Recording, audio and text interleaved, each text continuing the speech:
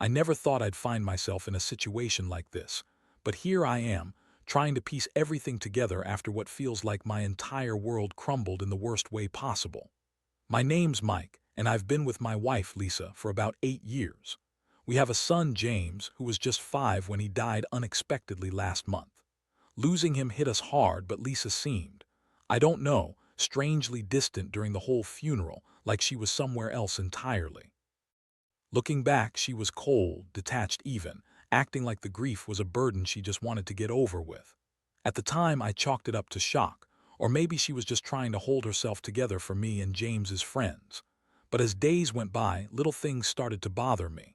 She'd come home late, say she was talking with friends, but her phone was always secretive, her texts quick and guarded. I'd catch her deleting messages or rushing to hide her phone when I entered the room.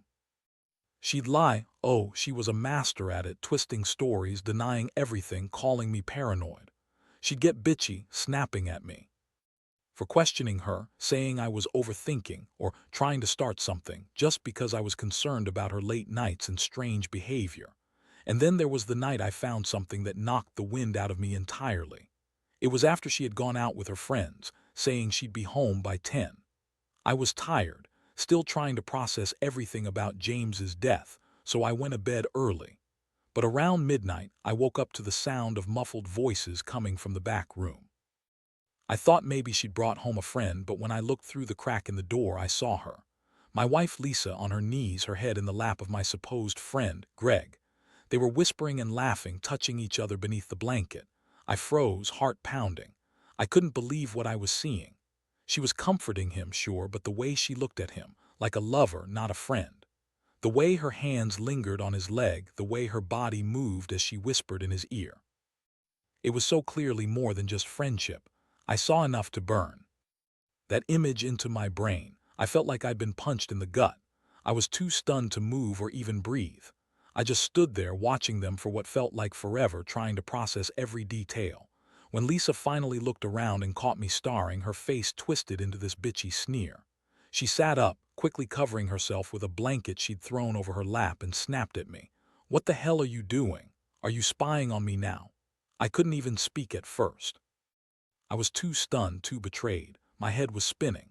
All I could do was stare back at her, searching her face for any sign of remorse, any explanation, but she just rolled her eyes and said, "You're imagining things, Mike. You're always so paranoid. Seriously, I was comforting Greg because he's upset, okay? Our son just died, give me a break." I knew she was lying, but I couldn't even argue. I just backed away, feeling numb. I wanted to scream, cry, run away, anything to make this go away. But all I could do was stand there, my mind racing, trying to understand if this was just a moment of grief or something darker, something that ran way deeper than I'd ever suspected. I felt like I didn't even know her anymore, like the woman I married had been a stranger hiding behind a mask all along. The next few days were a blur. I couldn't get that image out of my head, and every time I looked at Lisa, I wondered if I'd been blind all along. She was still acting normal. Well, as normal as someone could be after losing a kid and then cheating on her husband, I guess. She'd come home, act like she cared, but I could see the cracks. The way she avoided my eyes, the little lies she slipped in to cover her tracks. I kept replaying that night, trying to find some kind of explanation that wouldn't tear me apart completely. I started obsessively checking her phone, her social media, just to find some proof that I wasn't imagining it. And sure enough, there were messages. Not just innocent chats. There were flirtatious texts from Greg, explicit photos she'd sent him, stuff I shouldn't have seen. It was all right there in black and white. It hurt so bad I think I almost went numb. I couldn't believe I'd been so blind, so naive. I thought we had a good life, a real connection. Turns out she'd been lying, sneaking around for who knows how long. One night I couldn't hold it in anymore. I confronted her. I told her I knew everything, about the messages, about Greg, about how I'd seen them. She tried to brush it off, call me crazy, say I was jealous or paranoid. She threw up her hands, said she was just comforting Greg because he was grieving, like that somehow justified her sleeping with him. She called me possessive, controlling, said I was just some insecure husband jealous of his wife's friendship. But I didn't buy it, not for a second. Her reaction was so typical, defensive, bitchy, full of lies. She called me an idiot, said I was blowing things out of proportion. Then she started spinning stories about how she was stressed, that I didn't understand her anymore, that she needed someone to talk to, someone who actually listened. I felt a mix of anger and heartbreak. I wanted to shake her, yell at her, make her see what she was doing, what she had done. But all I could do was sit there and listen to her lie, again and again, trying to convince me I was crazy. The emotional impact was crushing. I felt betrayed on every level by her, by Greg, by myself for not seeing it sooner. I wondered if I'd been stupid for trusting her, for loving her. Every time I thought about James, my stomach tightened. I kept thinking about how I'd lost him, and now I was losing my wife too. It felt like everything I believed in had been shattered in that moment, and I didn't know how to pick up the pieces. The pain was so raw, it was almost physical. But even through all that, I realized I couldn't just stay angry forever. I was hurt, yes, but I also knew I had to decide what came next. I wasn't just going to let her lie her way out of it. I needed time to think, to figure out if this was salvageable or if I was better off walking away. Still, part of me wondered if I could trust her again, if I ever truly knew her at all, or if I had just been fooling myself that this was a normal, honest marriage. The worst part, I still loved her. I still wanted her to be the woman I thought she was. But now I wasn't sure I even knew who she was anymore. After that confrontation, I decided I needed space. I moved into the guest room, hoping maybe some distance would help clear my head. Every night I'd lie awake, replaying everything. The images of her with Greg haunted me, how she looked, the way her voice sounded when she whispered to him, her hand on his thigh. It's crazy how betrayal can make even the simplest things feel like knives stabbing you from inside. I kept asking myself if I'd ever really known her, or if I'd been blind to the signs all along. She started acting even more bitchy, snapping at me over the smallest things, throwing fits if I asked a question about her whereabouts or her phone. It was like she was trying to push me away, which, honestly, I guess she was. She'd lie about where she'd been, about who she was talking to. I caught her in more little lies, things she'd say to cover her tracks. I knew she was cheating, I knew she was lying, but I couldn't confront her again without risking a full-blown argument. I was already on the edge of losing my mind, and I didn't want to lose control. Then came the day I decided I had to do something more. I started digging deeper. I hired a private investigator just to have some concrete proof. I didn't want to be blindsided again. A few days later, I got the footage, caught her sneaking out in the middle of the night, Greg waiting outside in his car, her getting into it like she was heading out for some secret rendezvous. Watching that video was like a punch to the gut all over again. It wasn't just a one-time thing, this was a pattern. She'd been lying and hiding things for months, maybe longer. That was the moment I knew I had to plan my next move. I couldn't stay in this nightmare, pretending everything was fine. I wasn't going to let her keep playing me for a fool. I decided I'd confront her again, but this time, with everything laid out on the table. I needed her to see I wasn't naive anymore. I wanted her to know I had proof and that I wasn't going to be her doormat. But I also knew confrontation could go either way. She'd lie, or she'd break down, or she'd get even more bitchy. It was a risk, but I had to face it.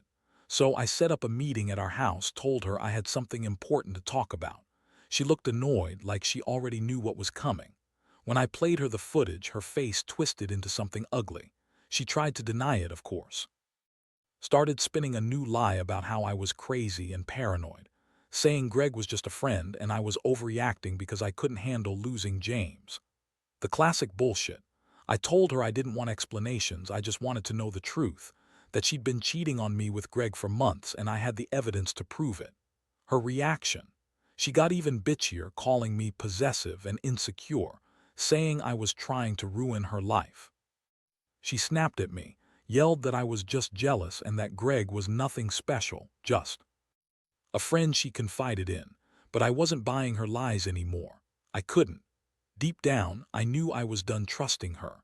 The betrayal cut so deep I wondered if I would ever recover from it. All I could think about was the fact that I'd been lied to for so long and now I was entirely alone. That confrontation was the breaking point.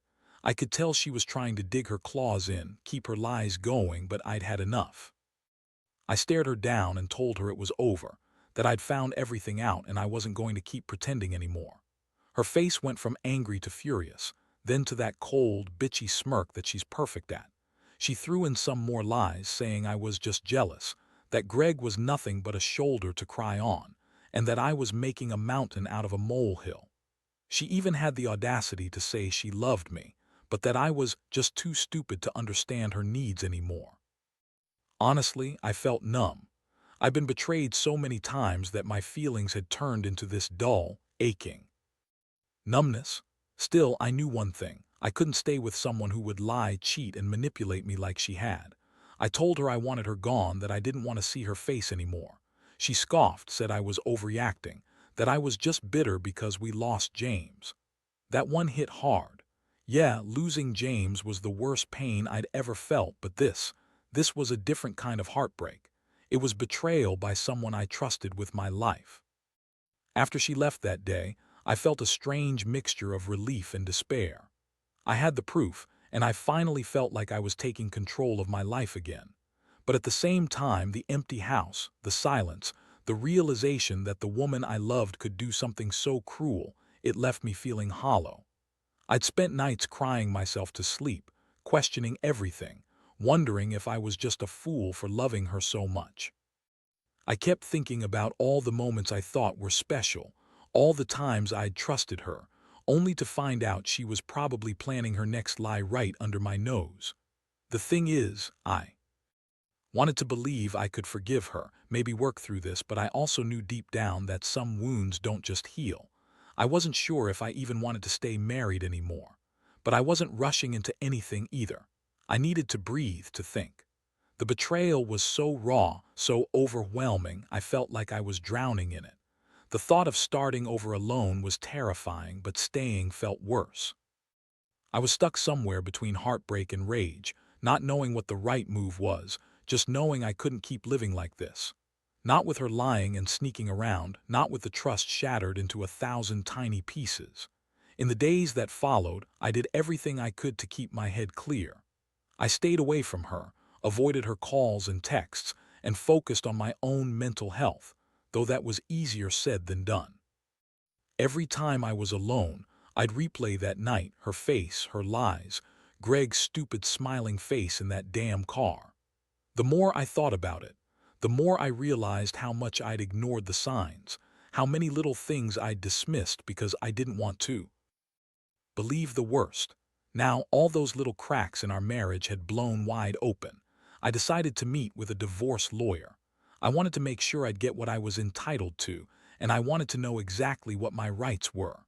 The lawyer told me I had grounds for divorce on the grounds of infidelity, and that I could also pursue custody of James's son if I chose to. Honestly, just hearing those options made me feel a little stronger. Like I was finally taking control instead of being the victim of her lies. I knew I'd have to be careful, though. Lisa was manipulative, and I had a feeling she'd do everything she could to turn things around or try to guilt me into staying. I also started reaching out to some friends, people I could trust. I needed support, someone to talk to who wouldn't judge me or tell me I was overreacting. Most of them were angry too, at her, at Greg, at the whole mess. But some just listened, and that helped a lot. I realized I wasn't alone, even if it felt like it most of the time. I had to get through this one step at a time. One night I reached the point where I couldn't hold it in anymore. I broke down in tears, sitting alone in my room, the weight of everything crashing down on me. My son's face flashed in my mind, so innocent, so pure, and I thought about how she had betrayed not just me but the memory of James too. That thought made me furious. How could she do that? How could she be so selfish and callous? I wasn't sure if I'd ever forgive her, but I knew I needed to move forward. I had to find a way to rebuild my life, even if it meant starting over from scratch. Most importantly, I learned that betrayal cuts deep, and trust isn't something you can rebuild overnight. I was angry, so angry, I felt like I could burst. But I also knew that I deserved better than this. I deserved honesty, respect, and someone who wouldn't lie to me while I was drowning in grief. This experience has shattered my view of love and trust, but I also realize that I won't be blind again.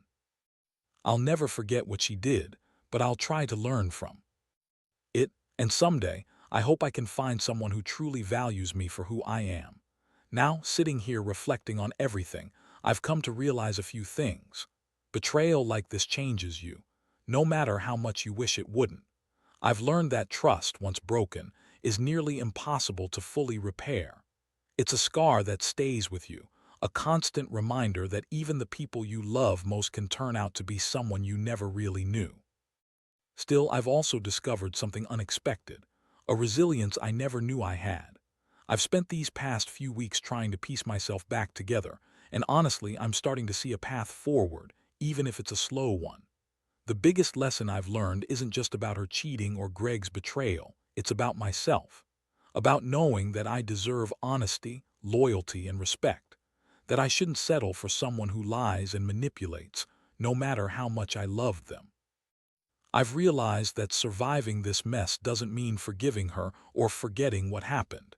It means accepting what's real, what's gone, and figuring out how to move on without carrying the weight of her betrayal every day. I don't hate her, I won't say that. I feel sorry for her, honestly. She's clearly a person who throws everything away over her own selfishness. But I don't harbor anger for revenge anymore. Honestly, I just want peace. The kind of peace I lost when I found out about her affair, the peace I lost when I saw her with Greg, and the peace I lost during those long, lonely nights of questioning everything. So now, I focus on rebuilding my life. I've started going back to work, reconnecting with friends, and spending more time with my son's memory. I know I'll never forget James, but I also know I have to keep living for him, for myself. And part of that is letting go of the woman who betrayed me in the worst way, knowing that I might never fully trust again, but that I can still find happiness and stability. What I want anyone reading this to take away is simple. Don't ignore the signs. Don't let yourself be blind to what's really happening around you. Trust is fragile, and once broken, it's almost impossible to fix. But above all, don't lose sight of your own worth. You deserve honesty, respect, and love that's real. And if you ever find yourself betrayed, remember, you're stronger than you think. You will get through it, even if it takes everything you have.